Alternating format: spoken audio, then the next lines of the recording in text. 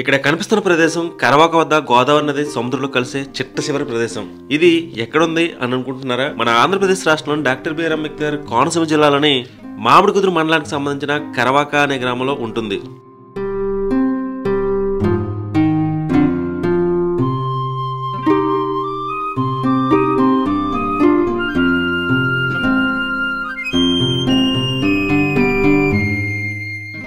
ఇది చాలా మందికి తెలియకపోవచ్చు.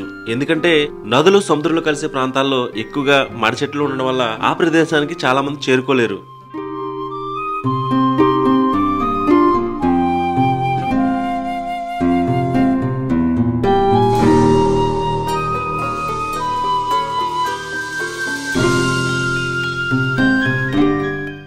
గోదావరి నది భారతదేశంలోనే గంగా సింధు తర్వాత అత్యంత పొడవైన నది.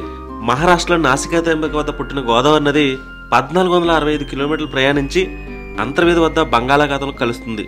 ఇది అందరికీ తెలిసిన విషయమే.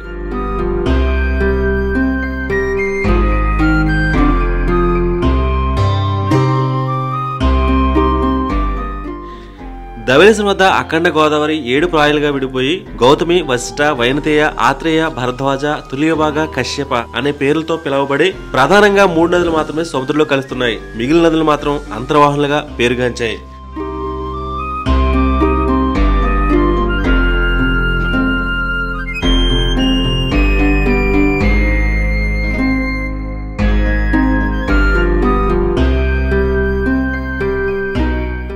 సముద్రంలో కలిసే 3 నదుల్లో ఒకటైన వైనతేయ నది చివరగా సముద్రంలో కలిసే ప్రాంతమైన కరవాక అనే ప్రదేశం గురించి ఈ వీడియో.